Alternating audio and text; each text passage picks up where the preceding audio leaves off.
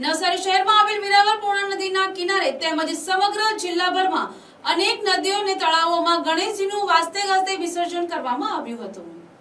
નવસારી શહેર સહિત સમગ્ર જિલ્લામાં સવારે એકલ દોકલ ગણેશજીનું વિસર્જન થયા બાદ બપોર પછી ગણેશ મૂર્તિઓનું વિસર્જન શરૂ થયું હતું, જેમાં વેરાવળ ખાતે બપોરે 3 વાગ્યા બાદ મોટી મૂર્તિઓ ઓવારા પર વિસર્જન માટે લાવવામાં આવી હતી, તો અન્ય સ્થળોએ સાંજે મોટી મૂર્તિઓનું વિસર્જન કરવામાં આવ્યું હતું।